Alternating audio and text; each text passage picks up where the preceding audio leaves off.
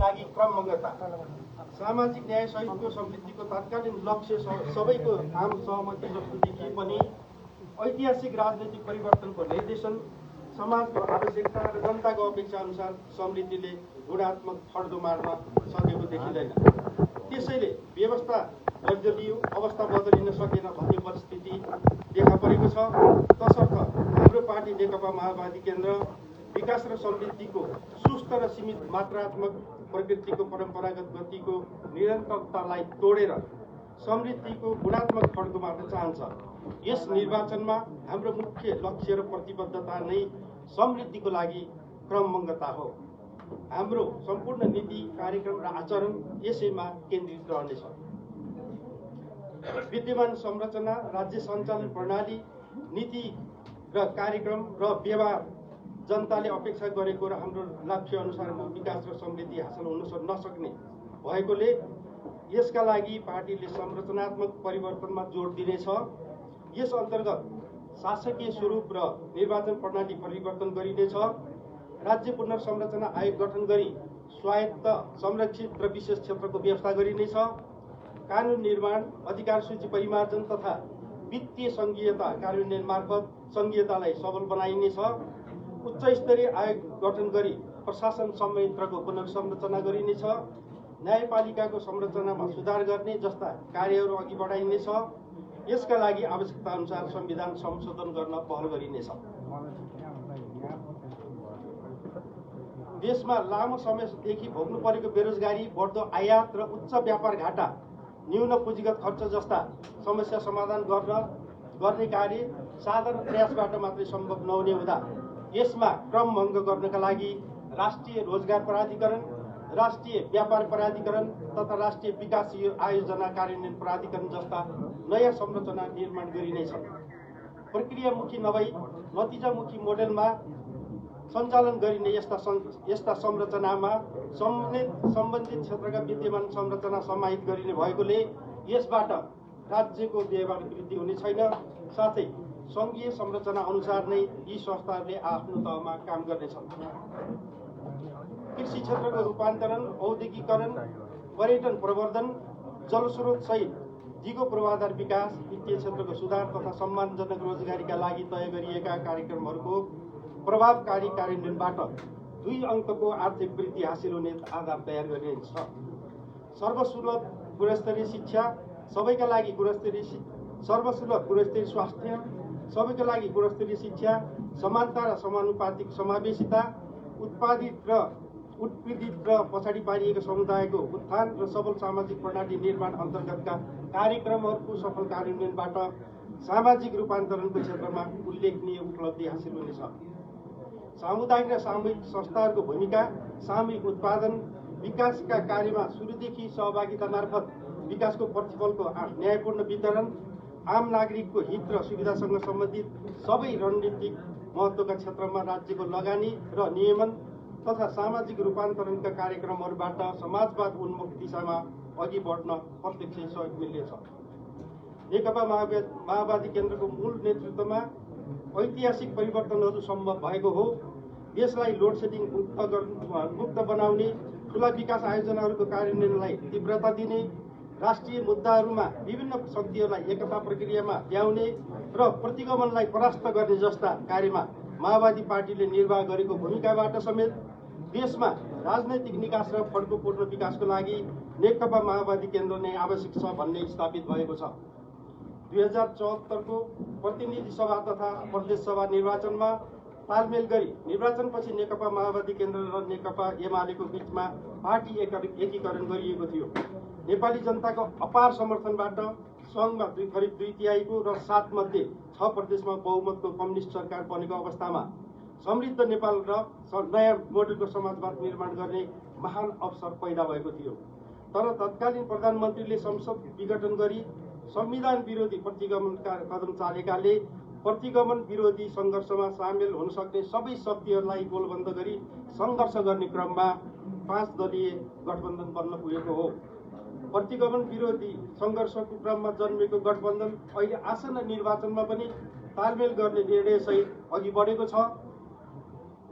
वर्तमान परिस्थितिमा नेकपा माओवादी केन्द्र संविधानको रक्षा, राजनैतिक स्थिरता, समृद्धिका लागि गठबन्धन र चुनावी तालमेललाई सफल बनाउन केन्द्रित हुनेछ। यस सन्दर्भमा यही मङ्सिर 4 गतेको निर्वाचनमा पहिलो हुने निर्वाचन प्रणाली अन्तर्गत गठबन्धनका उम्मेदवारहरूलाई र समानुपातिक निर्वाचन प्रणाली अन्तर्गत नेकपा माओवादी केन्द्रलाई मतदान गर्न हाम्रो पार्टी आदरणीय जनसमुदायसँग विनम्र अपिल गर्दछ। अन्त्यमा आगामी निर्वाचनपछि प्रतिबद्धता पत्रमा उल्लेख गरिएका सबै नीति तथा कार्यक्रमहरू कार्यान्वयन गर्न नेकपा माओवादी केन्द्र इमान्दारीपूर्वक लाग्ने र प्रगतिको आवधिक समीक्षा सार्वजनिक कुरामा यहाँहरूलाई विश्वास दिलाउन चाहन्छौँ। धन्यवाद। पुष्पकमल दाहाल प्रचण्ड, अध्यक्ष, नेपाल कम्युनिस्ट पार्टी माओवादी केन्द्र। धन्यवाद। मैले यहाँहरू समक्ष पार्टीको प्रेस वक्तव्य पढेर सुनाउने काम सम्पन्न गरेँ। अब निर्वाचनको सिलसिलामा नेपाल कम्युनिस्ट पार्टी माओवादी केन्द्रले जारी गर्न लागेको प्रतिबद्धता पत्र सार्वजनिक गरिदिनु हुन नेपाल कम्युनिस्ट पार्टी माओवादी केन्द्रका श्रद्धेय अध्यक्ष पुष्पकमल दाहाल प्रचण्डज्यूलाई हार्दिक अनुरोध गर्दछु।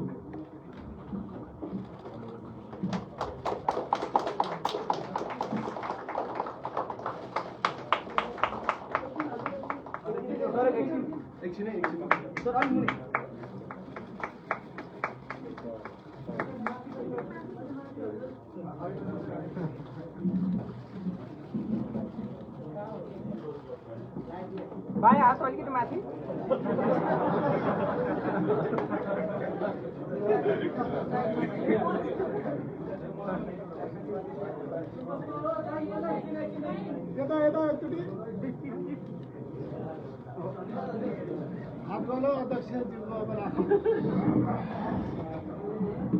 धन्यवाद। नेपाल कम्युनिस्ट पार्टी माओवादी केन्द्रका श्रद्धेय अध्यक्षज्यूबाट पार्टीको प्रतिबद्धता पत्र सार्वजनिक गर्ने कार्यक्रम भर्खरै सम्पन्न भएको छ। अब अध्यक्ष कमरेडलाई आफ्नो मन्तव्यका लागि म हार्दिक अनुरोध गर्दछु। मन्तव्यका लागि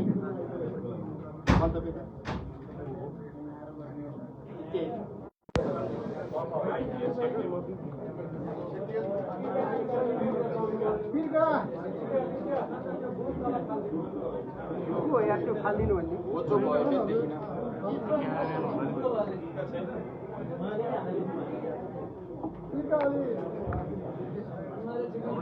फर्काइदिनु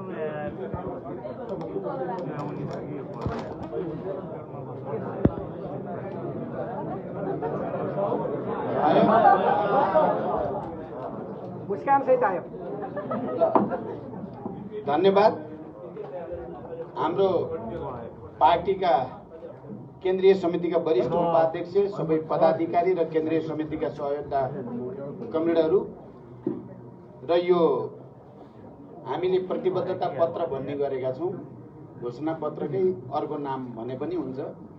प्रतिबद्धता पत्र सार्वजनिक गर्ने कार्यक्रममा उपस्थित सम्पूर्ण पत्रकार साथीहरू, भर्खरै पार्टी केन्द्रको तर्फबाट जारी गरिएको प्रेस वक्तव्य तपाईहरूले सुनिसक्नु भएको छ। त्यो अब तपाईहरूको हातमा वितरण पनि हुँदैछ र भर्खरै फेरि प्रतिबद्धता पत्र स्वयं पनि सार्वजनिक गरिएको छ। त्यो पनि तपाईहरूको हातमा एकैछिनमा आइपुग्नेछ। त्यसकारण समग्र कुरा त तपाईहरूले त्यसबाट जानकारी प्राप्त गर्नु नै हुनेछ। हामीले यो पटक प्रतिबद्धता पत्र सार्वजनिक गर्दै गर्दा, त्यसको तयारी गर्दै गर्दा हामीले केही नीतिगत र केही योजना र कार्यक्रमगत ढङ्गले विषयलाई प्रस्तुत गर्ने जमर्को गरेका छौँ।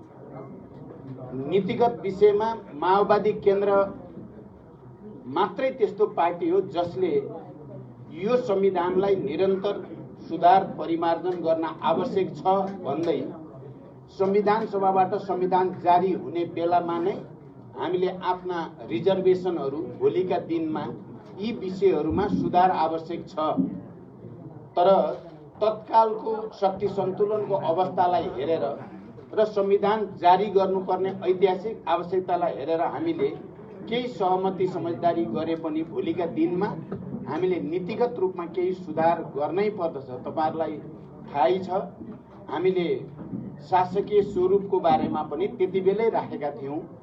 नेपालको अरू यो सङ्घीय लोकतान्त्रिक गणतन्त्रको मूल मर्म र भावनासँग मेल खाने भनेको प्रत्यक्ष निर्वाचित कार्यकारी राष्ट्रपति हो भनेर हामीले संविधान सभाभित्र पनि छलफल गरेका थियौँ र अन्तिम समयसम्म पनि त्यसका निम्ति प्रयास पनि भएको थियो। तर तत्काल त्यो निष्कर्षमा पुग्न सक्ने स्थिति नबनेपछि हामीले यसलाई भविष्यमा संविधान संशोधनको माध्यमबाट अगाडि बढाउने उद्देश्यका साथ रिजर्भेसन राखेका थियौँ।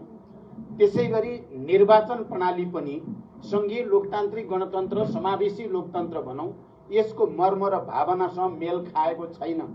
त्यसकारण यो निर्वाचन प्रणाली यथार्थमा आम जनताको निम्ति पहुँच हुने खालको निर्वाचन प्रणाली होइन। आम जनताको पहुँच बनाउनको लागि र हाम्रो समाजको बनावट जस्तो छ, विभिन्न जात जाति भाषा भाषी क्षेत्र वर्ग समुदाय सबैको पनि प्रतिनिधित्व उचित ढङ्गले हुने गरी समानुपातिक निर्वाचन प्रणाली, पूर्ण समानुपातिक निर्वाचन प्रणाली बनायो भने एकातिर सबै समुदायको समुचित प्रतिनिधित्व पनि हुन्छ, अर्कोतिर खर्चिलो र भड्किलो निर्वाचन प्रणाली जो खाली ठुल्ठुला पुँजीपतिहरूले मात्रै वहन गर्न सक्ने त्यो प्रकृतिको प्रणालीलाई पनि सुधार गर्न सकिन्छ भनेर पनि हामीले त्यति बेला चाहिँ आफ्ना कुराहरू राखेका थियौँ।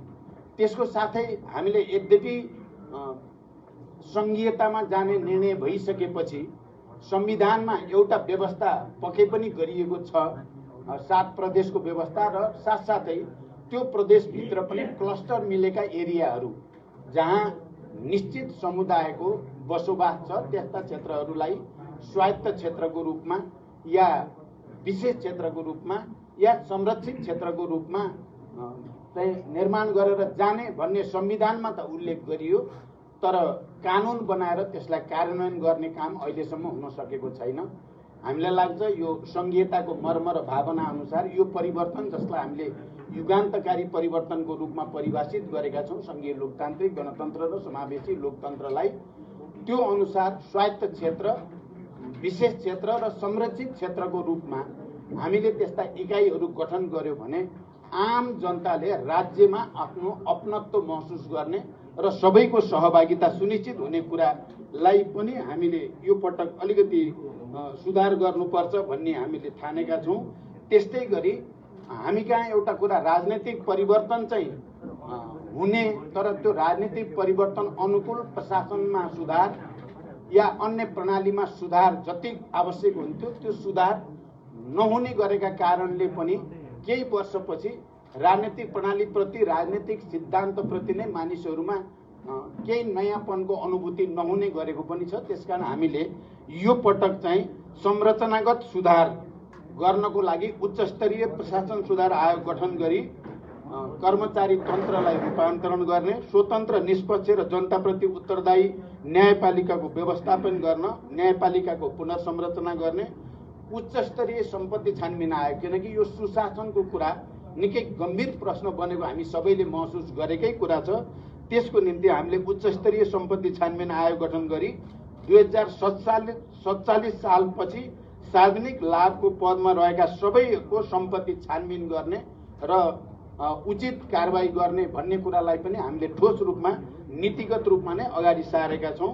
अर्को हामीले सुरुमै पनि यहाँ आइ नै सक्यो, राजनीतिक परिवर्तन त हुने, तर त्यो परिवर्तनसँग मिल्दो गरिकन आर्थिक प्रगति नहुने, विकास र समृद्धिको यात्रा र रणनीतिक कार्यनीति त्यस अनुकूलको नहुँदा राजनीतिप्रति नै जनतामा कहीँ न कहीँ भ्रम सिर्जना हुने र कहीँ न कहीँ त्यसबाट निराशा आउने गरेकै छ। यो घटना 7 सालदेखि यतापट्टि मात्रै हेऱ्यो भने पनि हामी त्यो एउटा ट्रेनकै रूपमा देख्छौँ।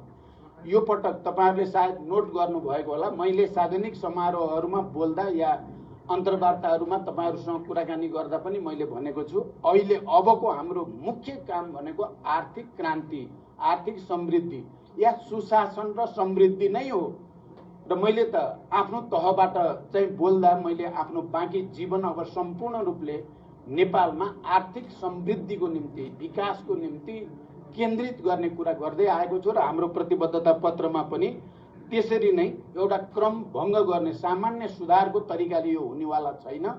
त्यसकारण आर्थिक क्रान्ति, आर्थिक समृद्धिको निम्ति सम्पूर्ण तागत लगाएर निरन्तरतामा क्रम भङ्ग गरेर जानुपर्छ भन्ने मान्यता हामीले अगाडि सारेका छौँ। व्यापार घाटा नियन्त्रणका लागि राष्ट्रिय व्यापार प्रतिष्ठान गठन गर्ने, रोजगार वृद्धिका लागि राष्ट्रिय रोजगार प्राधिकरण गठन गर्ने, राष्ट्रिय महत्त्वका आयोजनाको द्रुत कार्यान्वयन र पुँजीगत खर्च वृद्धिका लागि राष्ट्रिय विकास आयोजना कार्यान्वयन प्राधिकरण गठन गर्ने, यस्ता संरचनागत सुधारद्वारा आर्थिक विकासलाई गति दिने परिकल्पना हामीले गरेका छौँ। समाजवाद उन्मुख प्रणाली निर्माण गर्नको लागि सामूहिक उत्पादन प्रणाली विकास गर्ने, स्वास्थ्य र शिक्षा राज्यको जिम्मेवारी हुने गरी अगाडि बढाउने, एकीकृत रूपको सबल सामाजिक प्रणाली कार्यान्वयन गर्ने, सार्वजनिक यातायातमा सरकारको भूमिका वृद्धि गर्ने, समानता, समावेशीकरण र विकासको प्रतिफलको न्यायोचित वितरणको संरचनामा जोड दिने भनेर भनेका छौँ। र यो नीतिगत र संरचनागत सुधारको साथै हामीले केही ठोस कार्यक्रमहरू पनि यसै अनुकूल हुने गरी अगाडि सारेका छौँ हामीले यो प्रतिबद्धता पत्रमा। त्यसमा कुनै पनि प्रकारको वैदेशिक सैन्य गठबन्धनबाट मुक्त गरी नेपाललाई शान्ति क्षेत्रको रूपमा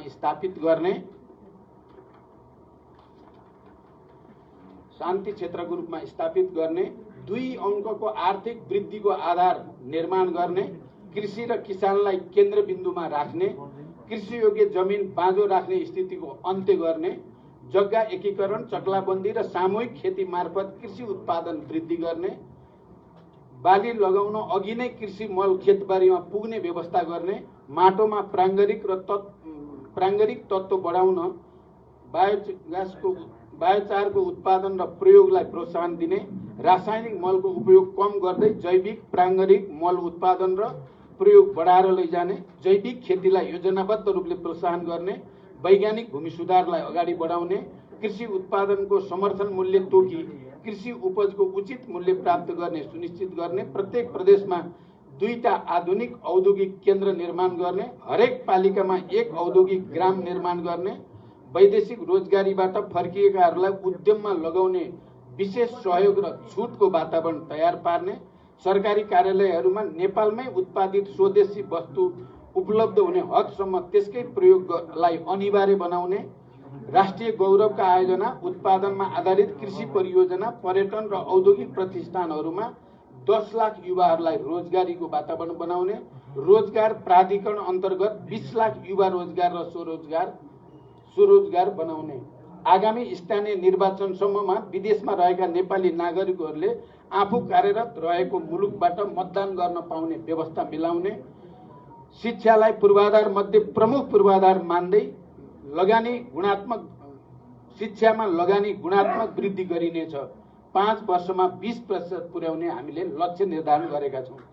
नयाँ सरकार बनेको 6 महिनाभित्र नयाँ शिक्षा ऐन जारी गर्ने, 12 कक्षासम्म अनिवार्य र निःशुल्क शिक्षा लागू गर्ने, शैक्षिक सत्र सुरु हुनु 1 महिना अघि नै सबै पुस्तक शैक्षिक संस्थामा पुर्याउने, प्रत्येक प्रदेशमा 1 प्रादेशिक विश्वविद्यालय गठन गर्ने, सिक्दै कमाउँदै कार्यक्रमलाई व्यवस्थित र प्रभावकारी ढङ्गले कार्यान्वयन गर्ने, हरेक पालिकामा आधारभूत अस्पताल निर्माण गर्ने, गरिब, विपन्न, असहाय वर्गको निःशुल्क स्वास्थ्य उपचारको व्यवस्था गर्ने, बालबालिका तथा ज्येष्ठ नागरिकहरूको लागि विशिष्टीकृत अस्पतालहरूको व्यवस्था गर्ने, उपचारात्मक सेवाको साथै निवारण पद्धति र जनस्वास्थ्यमा क्षेत्रमा जोड दिने, सार्वजनिक यातायातलाई राज्यको संलग्नता र विद्यमानमा सहज र सुरक्षित तुल्याउन अधिकार सम्पन्न यातायात व्यवस्था प्राधिकरण गठन गर्ने, अदालतको आदेशलाई सम्मान गर्दै वातावरणको रक्षामा तात्विक रूपमा प्रतिकूल असर नपर्ने गरी निजगढ अन्तर्राष्ट्रिय विमानस्थल निर्माण अगाडि बढाउने, काठमाडौँ तराई मधेस द्रुत मार्ग निर्माणलाई तीव्रता दिने, शहरी विपन्न नागरिक, ज्येष्ठ नागरिक र अशक्तका लागि सामुदायिक आवास निर्माण गरी आय स्तरको आधारमा निःशुल्कदेखि सशुल्क आवासको व्यवस्था गर्ने,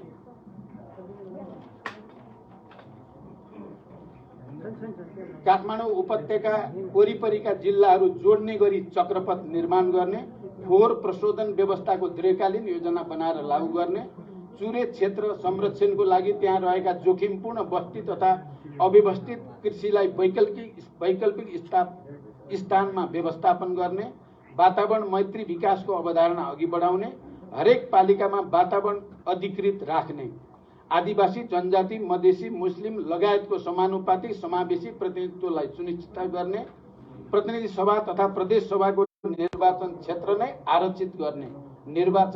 नै आरक्षित गर्ने र समानुपातिक तर्फको 33% को निम्ति भएको व्यवस्थाको विधि संशोधनमा पहल गर्ने, महिलाहरूले गर्ने अनौपचारिक क्षेत्रको कामलाई राज्यको कुल ग्राहस्थ उत्पादनमा स्पष्टसँग झल्कने गरी गणनाको व्यवस्था गर्ने, प्रत्येक पालिकामा महिला सहायता केन्द्र स्थापना गर्ने, महिला द्वन्द्व पीडित लैङ्गिक तथा यौनिक अल्पसंख्यकको रोजगारीको लागि एक विशेष स्वरोजगार कोष खडा गरी उद्यमशीलतासँग जोड्ने, दलित समुदायलाई विशेष अधिकारको व्यवस्था गर्ने, भूमिहीन र आवासविहीन दलितलाई उचित भूमिको व्यवस्था गरी भूमिहीनता र आवासहीनताको अन्त्य गर्ने, सङ्घ र प्रदेश स्तरमा दलित विकास प्राधिकरण बनाउने, प्रत्येक पालिकामा ज्येष्ठ नागरिकका लागि खाने, बस्ने र उपचारको पूर्ण सुविधा भएको सुविधायुक्त ज्येष्ठ नागरिक सेवाको व्यवस्था गर्ने, राज्यको नीति निर्माण तहमा अपाङ्गता भएका व्यक्तिहरूको प्रतिनिधित्वको व्यवस्था गर्ने, अपाङ्गता भएका व्यक्तिहरूको स्वास्थ्य बिमा र जीवन बिमा निःशुल्क गर्ने, लैङ्गिक तथा यौनिक अल्पसंख्यकलाई पहिचानसहित नागरिकताको व्यवस्था गर्ने, सार्वजनिक स्थलमा निःशुल्क इन्टरनेट सेवाको व्यवस्था गर्ने, ई गभर्नेन्स प्रणाली लागू गर्ने, भ्रष्टाचारप्रति शून्य सहनशीलताको नीति लिने, भ्रष्टाचारीमाथि प्रभावकारी नियन्त्रण गर्ने, जनताको सहभागितामा भ्रष्टाचार विरोधी अभियान चलाउने, खरिद ऐन नयाँ बनाउने, प्रविधिमा आधारित प्रगति अनुगमन प्रणाली लागू गर्ने, संवैधानिक अदालतको स्थापना गर्ने, काठमाडौँ उपत्यकामा 500वटा विद्युतीय बस सञ्चालन गर्ने, यातायात क्षेत्रमा स्वरोजगार व्यवसायी र मजदुरहरूका निम्ति सामाजिक सुरक्षा कार्यक्रम लागू गर्ने, 5 वर्षमा विद्युत उत्पादन 8000 मेगावाट सम्म पुर्याउने, जुन सम्भव छ भन्ने देखिसकेका छ।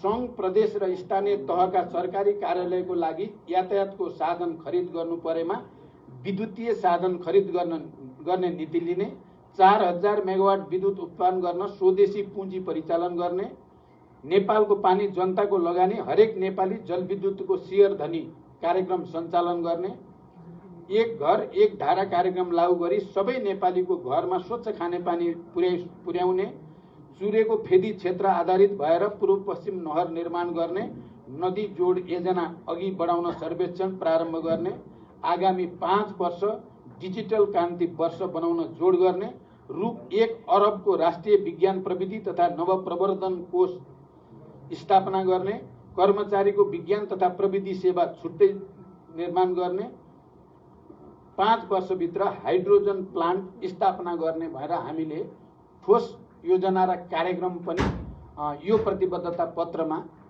सार्वजनिक गरेका छौँ।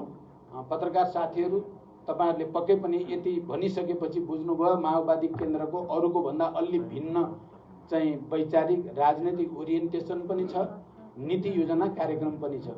संघीय लोकतान्त्रिक गणतन्त्र या भनौं 12 बुँदे समझदारी हुँदै शान्ति सम्झौता र संविधान सभा हुँदै समावेशी लोकतन्त्र संघीय लोकतान्त्रिक गणतन्त्र स्थापनामा माओवादी केन्द्रको के भूमिका थियो भन्ने कुरा इतिहास सिद्ध पनि छ। आम नेपाली जनता यसमा जानकार नै हुनुहुन्छ। तपाई पत्रकार साथीहरूले युद्धको बेलामा पनि शान्तिको बेलामा पनि सकारात्मक योगदान तपाईहरुले गर्दै आउनु भएको छ र मैले पार्टीको तर्फबाट तपाईहरुको शान्ति लोकतन्त्र र समृद्धिको लागि तपाईहरुको सहयोगको लागि मैले सधैँ धन्यवाद भन्दै आएको छु। अहिले पनि यो प्रतिबद्धता पत्र जसले संविधान संशोधन गर्दै संरचनामा पनि सुधार गरेर मात्रै भ्रष्टाचार नियन्त्रण गर्न सकिन्छ, सुशासन कायम गर्न सकिन्छ र यो निर्वाचन र शासन प्रणालीलाई अझ बढी जनमुखी अझ बढी वस्तुवादी बनाउन सकिन्छ भन्नुको साथै हामीले ठोस कार्यक्रम जे पेश गरेका छौं यसलाई पनि आम नेपाली जनताको बीचमा पुर्याएर तपाईहरुले सहयोग गर्नुहुनेछ भन्ने विश्वास सहित म मेरो पहिलो भनाइ टुङ्ग्याउँछु। अब तपाईहरुको केही प्रश्न भए राख्न सक्नुहुन्छ। बसेर गरौँ कि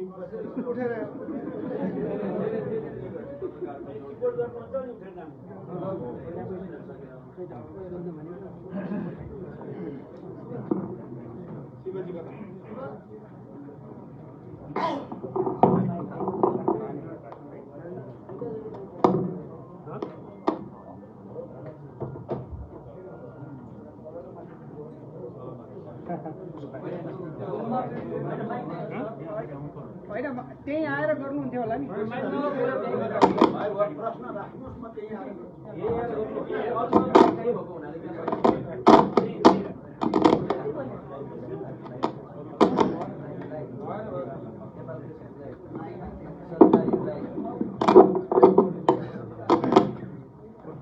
सुरु गर्दा भयो।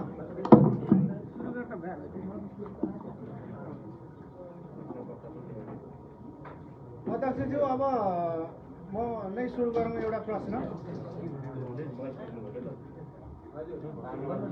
अब आजभन्दा अगाडि चुनावमा यस्ता प्रतिबद्धता पत्रहरू धेरै पार्टीले धेरै पटक यस्तै राम्रा हामी सरकारमा गएपछि हामीले जितेपछि यसो गर्छौँ उसो गर्छौँ भनेर यस्ता आए। तर सरकारमा गइसकेपछि तपाईँहरूले यदि हामीले गरेनौँ भने जनताले हामीलाई यो सजाय पनि गर्न सक्नुहुनेछ भन्ने कुरा पनि उल्लेख गरेर पार्टीहरू अगाडि आइदिएदेखि विश्वास गर्ने आधार बन्थ्यो एउटा। अर्को चाहिँ हजुरको गोर्खा क्षेत्र नम्बर 2मा जित कति सुरक्षित कति असुरक्षित भन्ने विषयमा पनि अलिकति प्रकाश पारिदिनु भए सजिलो हुन्छ। अध्यक्षज्यूलाई अर्को एउटा प्रश्न। म रतन चन्द यात्रा टिभीबाट। अध्यक्षज्यू, यो घोषणापत्र हेर्दाखेरि त अब देशै कायापलट होला जस्तो लाग्यो यहाँको कुराले। तर यहाँले उठाएका यहाँले राखेका प्रतिबद्धता पत्रलाई अरू पार्टी गठबन्धनमा रहेका अरू पार्टीहरूले किन मान्लान्, त्यस विषयमा अलिकति यहाँहरूले गठबन्धन सहितको कुनै अर्को प्रतिबद्धता सार्वजनिक गर्नुहुन्छ कि हुँदैन, त्यो विषयमा पनि स्पष्ट पारिदिनु होला।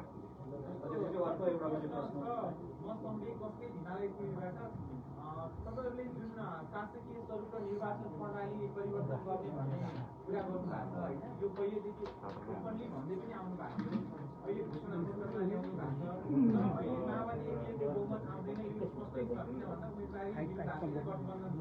तर नेपाली प्रमुख घटक हो, उसले त अब यो शासकीय स्वरूप परिवर्तनको कुरा गरेको छैन, निर्वाचन प्रणाली परिवर्तनको कुरा गरेको छैन होइन। भोलि तपाईँहरूले मिलिजुली सरकारै चलाउनुहुन्छ, संसदमा यसको लागि 2/3 बहुमत आवश्यक छ, कतिपय अवस्थामा एमालेसम्मको सहयोगको खाँचो होला। कसरी यो प्रतिबद्धता पहिलो जुन प्रायोरिटीमा राख्नु भएकै प्रतिबद्धता कार्यान्वयनमा आशंका उत्पन्न भयो नि त कमरेड, यसलाई कसरी व्याख्या गर्नुहुन्छ अथवा कसरी प्रतिबद्धता जनाउनुहुन्छ? अर्को मेरो प्रश्न म चाहिँ बासुबाट ग्यालेक्सीबाट। अब तपाईँहरू अहिले सरकारमा पनि गठबन्धन गरेर अघि बढ्नु भएको छ, चुनावी प्रतिस्पर्धामा नि गठबन्धनमै हुन्छ। तर चुनावी घोषणापत्र र तपाईँहरूको प्रतिबद्धता पत्र चाहिँ छुट्टा छुट्टै ल्याउनु भएको छ। भोलि पनि सहकार्य गरेर अघि बढ्ने हुँदाखेरि चाहिँ अब अहिले संयुक्त रूपमा अथवा सहकार्य गरेर चाहिँ यो घोषणापत्र ल्याउनु सक्नुहुन्छ होला, यो विषयमा प्रश्न राख्नु भयो।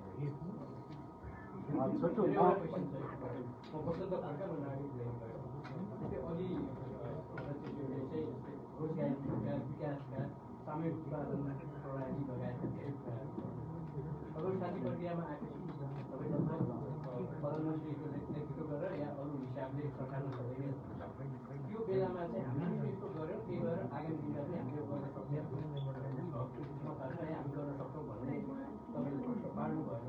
यो त तपाईँहरूको प्रश्न भने यो एसपीसीको प्रश्न तपाईँ युद्धकालमा हुँदाखेरि गर्नुभएको थियो, शान्ति कालमा आएकै 20 वर्ष हुन थालिसक्यो, जनताले तपाईँले गरेको प्रतिबद्धता त्यो लेभलमा पुरा पाएको छैन। यो हिसाबले हामीले गरेका छौँ, त्यही अघि हामीले पहिला चाहिँ यसरी गरेका छौँ, आगामी दिनमा आफ्नो प्रतिबद्धता हुने आधार यो हुन् भनेर भन्नुभयो, विश्वास गर्ने आधार हुन्थ्यो। चुनावको बेलामा जनतालाई अब एक किसिमको एउटा रिपोर्ट देखाउने अनि फेरि सत्तामा गइसकेपछि तपाईँले आफ्ना विवादहरू हुन्छन्, आफ्नो सत्ताका खेल हुन्छन्, त्यसमा कोही पनि जनता शुभ पाउँदैन। अर्को म अवतार राई शान्तिपुर टिभीबाट। यसभन्दा अगाडि तपाईँहरूले 74 सालमा साझा दस्तावेज ल्याउनु भएको थियो प्रतिबद्धता पत्र। यो सरसर्ती सारांशमा बुझ्दाखेरि कतिपय कुरा त्यहाँ पनि उल्लेख थियो। यो बिचको समय तपाईँहरू लगभग सरकारमै रहनुभयो, नेतृत्वको पनि भन्दै दुई पार्टी एक रहँदाखेरि तपाईँहरूकै नेतृत्व पनि रह्यो। तर फेरि यो प्रतिबद्धता पत्रमा यी कुराहरू दोहोरिएर आएका छन्। धेरै कुराहरू अहिले सुन्दाखेरि अब बन्ने सरकारहरू भन्नुभयो जस्तै गठबन्धन नै हो। तपाईँहरूले यो कुरालाई कार्यान्वयन गर्ने प्रतिबद्धता के विगतको यो 5 वर्षको समीक्षा कसरी गर्नुभएको छ? किनकि अगाडिको घोषणापत्रमा यी धेरै कुरा चाहिँ दोहोरिएकै छन्।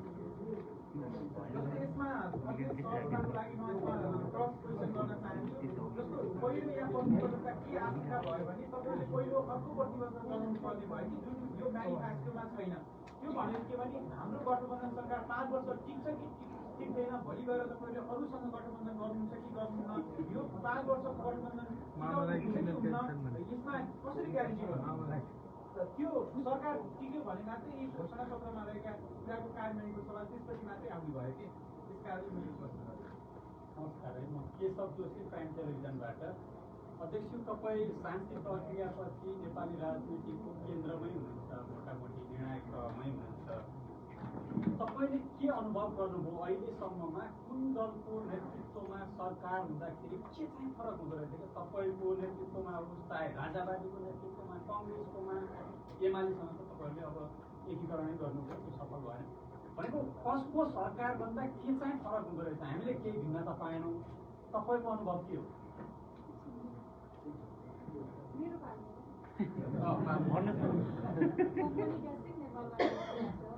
महिलाहरूको विषयमा पनि धेरै कुराहरू समेट्नु भयो भनिराख्दा अझै नमजा लाग्छ, स्टेजमा हेर्दा पनि कमै देख्नुहुन्छ।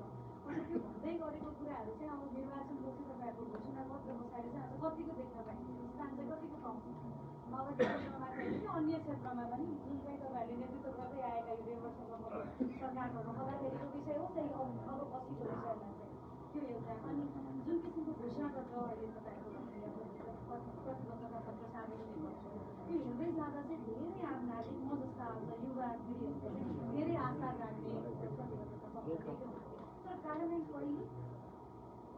कहिलेसम्म चाहिँ पुर्नुपर्ने अझ स्पष्ट रूपमा भन्नुपर्दा 1 वर्ष 2 वर्ष 6 महिना कति समय लाग्छ तपाईँहरूलाई, त्यो पनि स्पष्ट भन्नु। र पत्रकार साथीहरू धेरै जसो प्रश्न आए जस्तो लाग्छ मलाई। अब मैले उत्तर दिन थालौँ।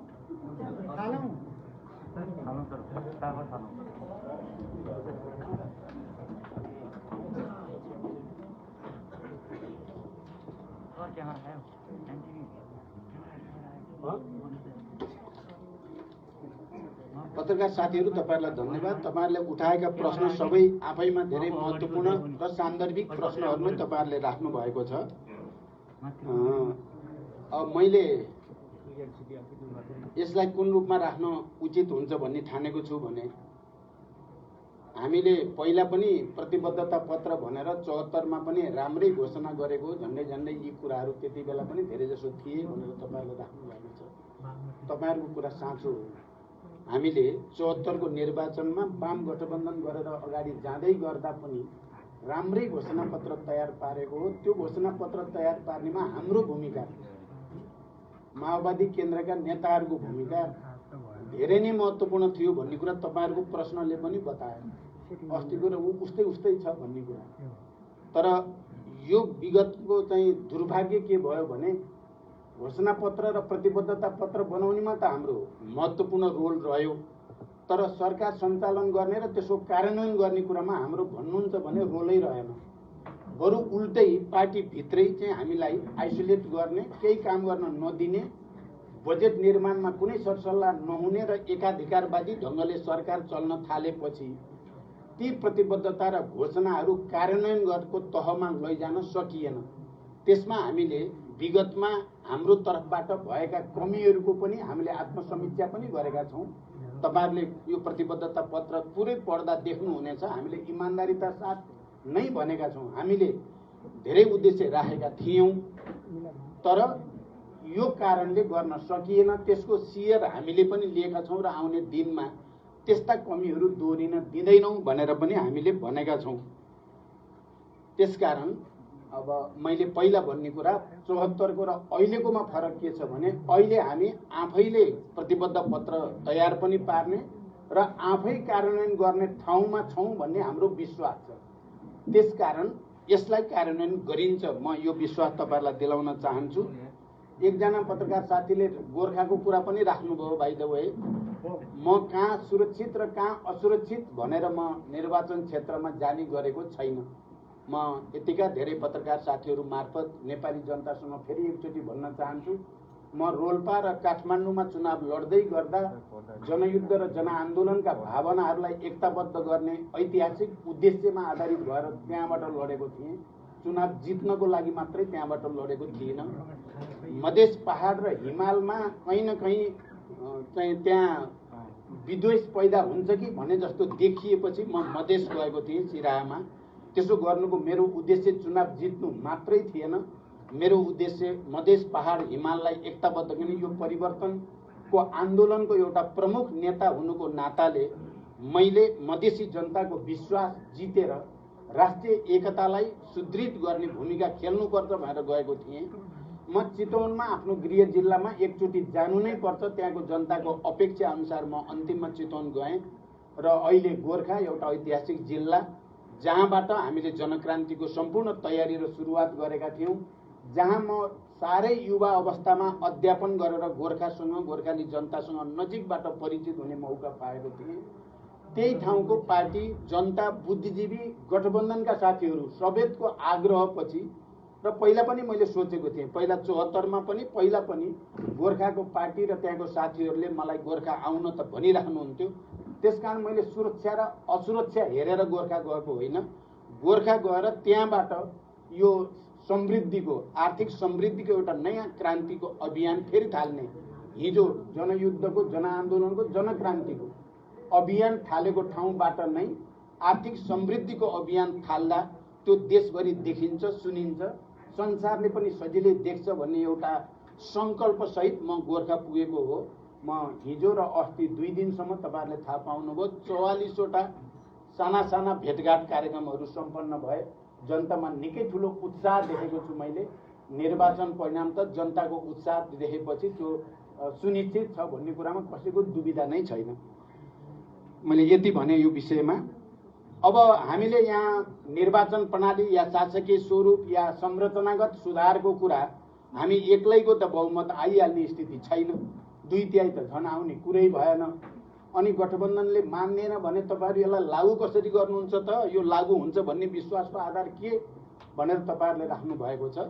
म के ठान्छु भने हामी गठबन्धनभित्र पनि छलफल गर्छौँ, अन्य राजनीतिक शक्तिहरूसँग पनि छलफल चाहिँ हामी पक्कै पनि गर्छौँ र यो प्रत्यक्ष निर्वाचित कार्यकारी प्रमुखमा चाहिँ देशका राजनीतिक शक्तिहरूको झन्डै बहुमत दलहरू चाहिँ यसको पक्षमा छन्। अहिलेकै निर्वाचन घोषणा पत्रहरूमा पनि विभिन्न दलहरूले प्रत्यक्ष निर्वाचित कार्यकारी प्रमुख हुनुपर्छ भन्ने मान्यता राखेकै छन्। हिजो चाहिँ नेकपा गठन हुनुभन्दा अगाडि नेकपा एमाले पनि प्रत्यक्ष निर्वाचित कार्यकारी प्रधानमन्त्रीको कुरा गरेकै थियो। नेपाली कङ्ग्रेसभित्र पनि यो अहिलेको जस्तो शासन प्रणालीले जहिले पनि विसङ्गति आयो भन्ने ठुलो तबका नेपाली कङ्ग्रेसभित्र नेपाली कङ्ग्रेसको नेतृत्वभित्र पनि छ। त्यसकारण हामीले जसले यो सङ्घीय लोकतान्त्रिक गणतन्त्र ल्याउन, शान्ति प्रक्रिया ल्याउन, यो परिवर्तन ल्याउन मुख्य भूमिका खेलेको माओवादी केन्द्रले गम्भीर रूपले यो विषय उठाएर छलफल गरेपछि संविधान संशोधनको माध्यमबाट यो सुधार गर्न सकिन्छ, निर्वाचन प्रणालीमा पनि सुधार गर्न सकिन्छ र यो शासकीय स्वरूपमा नि सुधार गर्न सकिन्छ भन्ने मेरो विश्वास छ। हामीले आँटेपछि चाहिँ धेरै जसो भएको छ। तपाईँहरूले प्रश्न पनि गर्नुभयो केन्द्रबिन्दुमा तपाईँ हुनुहुन्छ भनेर, साँच्चै हो।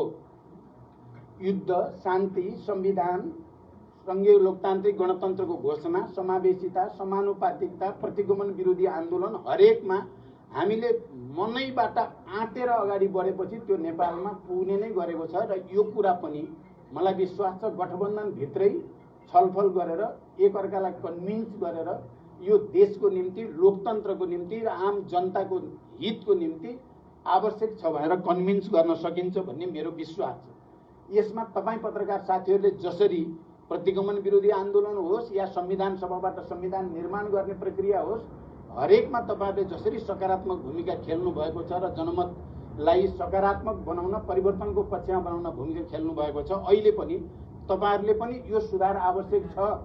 सबै खालका राजनीतिमा देखा परेका विसङ्गति विकृति हटाउनको निम्ति प्रत्यक्ष निर्वाचित कार्यकारी प्रमुख र निर्वाचन प्रणाली जनसमुदायको अवस्थिति, नेपाली समाजको विकास जसरी भएको छ त्यही अनुसार सबैको पहुँच हुने गरी हुनु पर्यो भनेर तपाईँहरूले पनि आवाज उठाइदिनु भयो भने मलाई लाग्छ छिटै नै यो विषयमा राष्ट्रिय सहमति बनाउन सकिन्छ। अर्को घोषणापत्र अब तपाईँहरूको त यो खालको आयो, सुनियो, तर अब गठबन्धनको त फेरि आफ्नै पार्टीहरूको आफ्नै पनि छ भन्ने कुरा जो राख्नु भएको छ। सबभन्दा पहिले हामीले गठबन्धनको तर्फबाट संयुक्त अपिल र प्रतिबद्धता प्रकाशित गरि नै सकेका छौँ।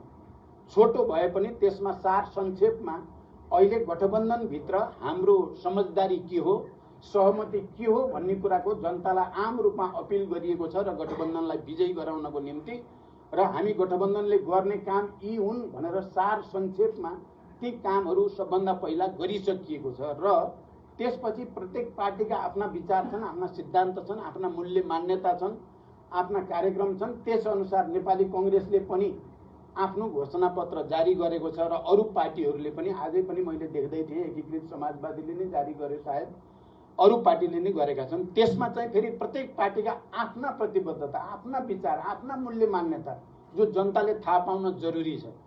गठबन्धन भित्रका दलहरू पार्टी एकता गरेका होइनन्, ती एउटै पार्टी हुनेतिर अगाडि बढेका दलहरू पनि होइनन्।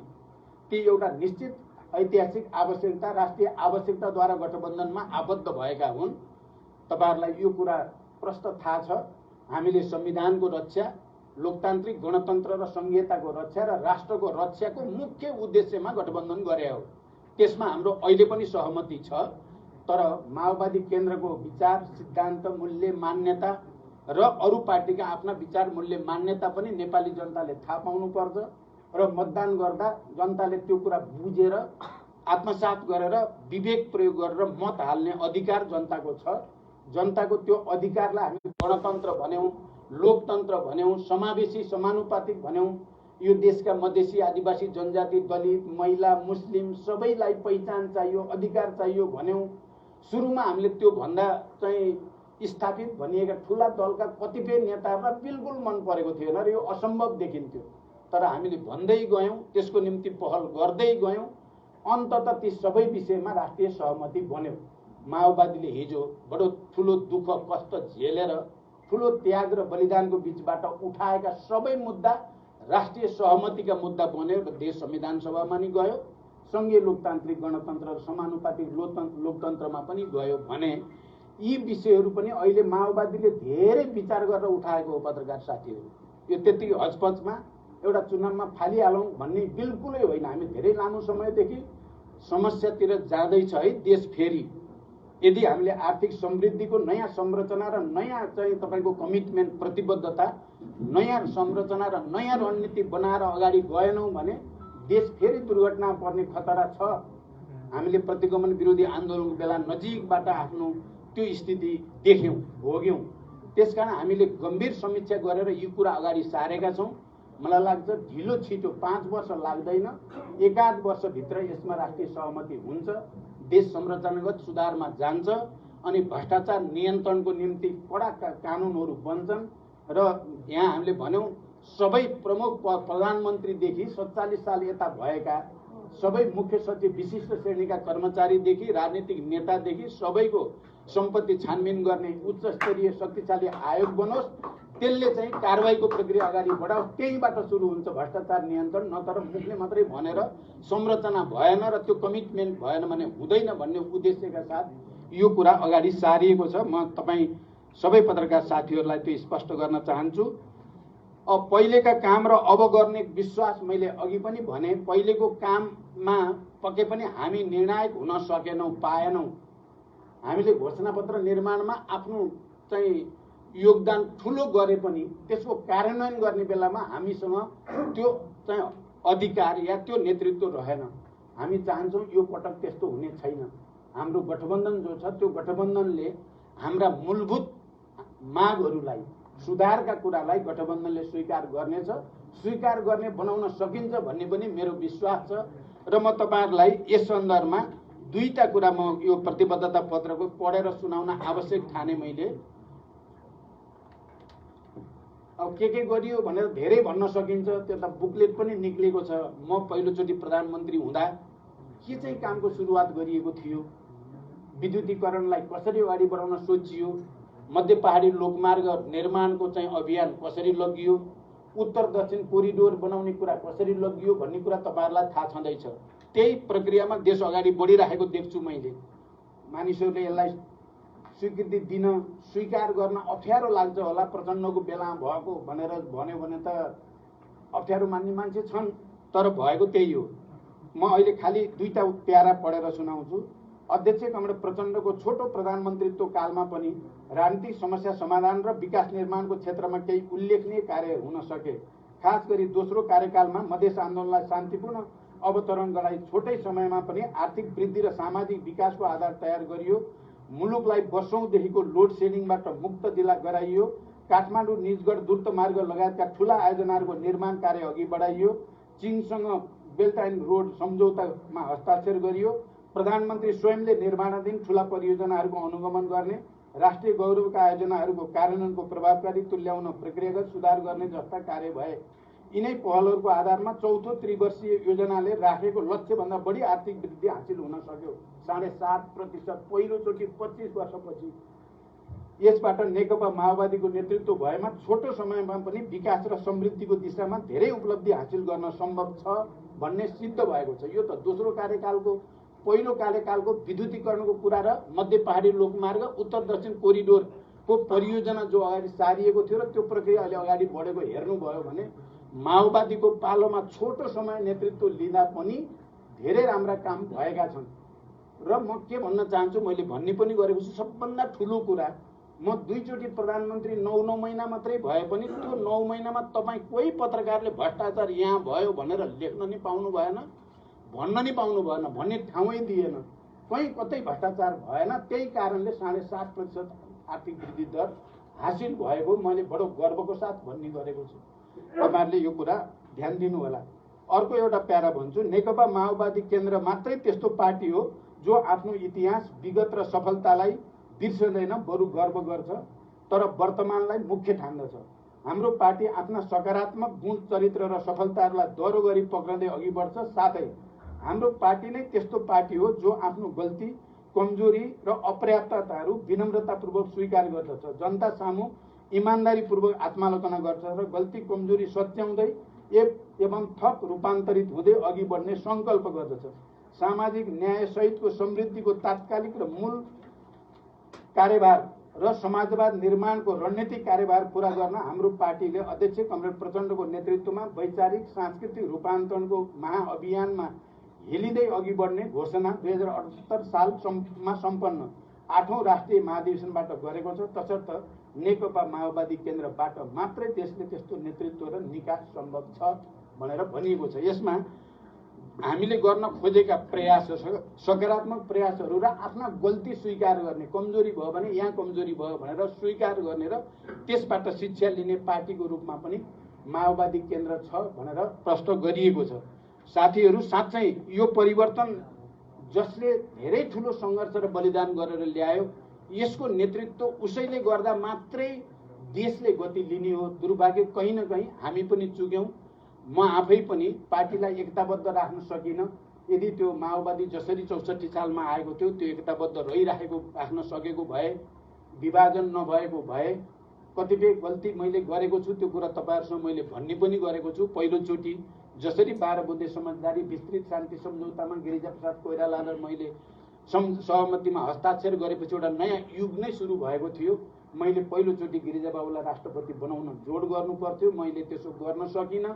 मेरो त्यहाँ कमजोरी मैले भनिराखेको छु। सायद त्यसो गरेको भए 2 वर्षमै संविधान बन्थ्यो, देशको कोर्स अर्कै ढङ्गले जान्थ्यो। यो कुरा बडो सिधा भाषामा इमानदारीतापूर्वक भन्ने पार्टी पनि हाम्रो पार्टी मात्रै हो। अरूले त्यसलाई कुनै न कुनै रूपले शब्दको चाहिँ कला भर्नी गरेको तपाईहरुले थाहा पाइराख्नु भएकै छ। अब पहिलेका काम र अब त्यही भइहाल्यो, 74 को पनि भयो। अब गठबन्धन टिक्छ कि टिक्दैन भनेर पनि सोध्नु भएको छ। गठबन्धन टिक्छ। यो गठबन्धन किन बन्यो भन्ने कुरासँग नै यसको आयु कति भन्ने चाहिँ आधारित छ। जबसम्म यो देशमा झन्डै 70 वर्ष लडेर सशस्त्र र शान्तिपूर्ण आन्दोलनको योगफलको रूपमा प्राप्त भएको संविधानमाथि घात हुने र त्यसलाई उल्ट्याउने षड्यन्त्र रहिराख्छ, गठबन्धनको आवश्यकता पनि रहिराख्छ। त्यसकारण यो गठबन्धन अहिले हाम्रा अलग अलग प्रतिबद्धता पत्र भए पनि गठबन्धन हाम्रो साझा प्रतिबद्धताका साथ त्यो अगाडि जान्छ र त्यो मार्फत हामीले आर्थिक विकासलाई गति दिने हाम्रो मुख्य एजेन्डा, समृद्धिको लागि क्रमभङ्गता जो भनिएको छ तपाईहरुलाई थाहा छ। म पहिलोचोटि शान्ति सम्झौतामा विस्तृत शान्ति सम्झौतामा हस्ताक्षर गर्दै गर्दा मैले चाहिँ प्रज्ञा भवनमा भनेको पहिलो कुरा पनि त्यही थियो। प्रकृतिमा, मानव समाजमा र मानिसहरूको चिन्तनको विकास प्रक्रियामा पनि निरन्तरतामा क्रमभङ्ग हुँदै अगाडि बढ्छ। हामीले पनि अब यो 10-15 वर्ष जे अनुभव गरियो विकासको यो बडो घिसेपिटे बडो चाहिँ सुधारात्मक अलिअलि भएको छ, भएकै त छ भने जस्तो, भएको छैन भने जस्तो पनि छ। त्यो स्थितिको अन्त अब सामान्य रूपले हुँदैन, क्रम भङ्ग गरेरै गर्नुपर्छ, अलिक ठुलै धक्का दिएर गर्नुपर्छ भनेर भनिएको छ। महिलाको बारेमा पनि तपाईँहरूले प्रश्न राख्नुभयो। हामीले त पहिले नै पार्टीको चाहिँ केन्द्रीय निकायहरूमा 35% महिला अनिवार्य हुनुपर्ने विधानको व्यवस्था गऱ्यौँ र त्यो लागू पनि गऱ्यौँ। र हामीलाई गर्व के छ भने माओवादी पार्टीभित्र कति महिला कहाँनिर भए भन्दा पनि हामीले संविधानमै नै महिला अधिकार सुनिश्चित भन्ने ठाउँ माओवादीकै कारणले मुख्य रूपमा बन्यो। हामीलाई गर्व छ। राष्ट्रपति महिला बन्ने, सभामुख महिला बन्ने, प्रधान न्यायाधीश महिला बन्ने स्थिति माओवादी आन्दोलनकै जगमा भएको हो, त्यो अरू कसैले गरेर भएको हो भन्ने हामीलाई लागेको छैन। त्यसमा हामीलाई गर्व छ। नेपाली कांग्रेसमा महिला नेता आए पनि, एमालेमा आए पनि, समाजवादीमा आए पनि मैले चाहिँ के ठान्छु भने हाम्रो चाहिँ बलिदान खेर गएको छैन, सबैतिर महिलाको प्रतिनिधित्व भएको छ। अब हामीले बल चाहिँ गरेका छौँ, तर परिस्थितिले हामीले चाहे जस्तो अझै सबै ठाउँमा पुर्याउन सकिएको छैन। अहिले तपाईँ हेर्नुभयो भने संयोग कस्तो पर्न गएछ भने काठमाडौँमा हाम्रो 5 जना चाहिँ सङ्घका उम्मेदवार छन्, 5 जना महिला पर्नु भएछ। त्यो महिला पार्छौँ भनेर नि होइन, जित्नुहुन्छ हेर्नु होला। केहीले जित्नुहुन्छ, अब केहीले त के गर्नुहुन्छ भन्न सकिँदैन, केहीले चाहिँ जित्नुहुन्छ। त्यसकारण 5 जना राजधानीमा महिला सङ्घमा चाहिँ दिने सक्ने 8 चाहिँ माओवादीको मात्रै छ, अरूको छैन। साथीहरू तपाईँहरूले सोधेका प्रश्नहरूको उत्तर मैले सके। एउटा लास्टमा सोधिहालौँ। जस्तो कि अब यहाँले यो प्रतिबद्धता पत्र सार्वजनिक गरिरहँदाखेरि अति नै लोभलाग्दो, अति नै देशमा विकास हुने खाले छ, तर त्यहाँ काङ्ग्रेसको उम्मेदवार उठिरहेको ठाउँमा यो प्रतिबद्धता पत्र कसरी पढ्लान्, त्यहाँका मतदातालाई आश्वस्त कसरी पार्नुहुन्छ? त्यो दोधारमै भयो फेरि। अब यो कुरा मैले अघि भनि नै सकेँ, नेपाली कांग्रेसलाई हाम्रा यी कुरा थाहा नभएको कुरा छैन। हिजो गठबन्धन गर्नु अगाडि पनि माओवादीको शासकीय स्वरूपबारे, निर्वाचन प्रणालीबारे, माने भ्रष्टाचारबाट देशलाई मुक्त गर्ने बारेमा आफ्ना भनाइ छन् भन्ने कुरा थाहा नपाइकन गठबन्धन भएको होइन। हामीले छोड्यौँ भने बरु नेपाली कांग्रेसलाई किन छोड्यो माओवादीले भन्ने अनौठो लाग्छ, नछोड्दा उहाँहरूलाई अनौठो लाग्दैन। त्यसो भएर यसमा धेरै टेन्सन लिनुपर्ने मैले देखेको छैन। धन्यवाद।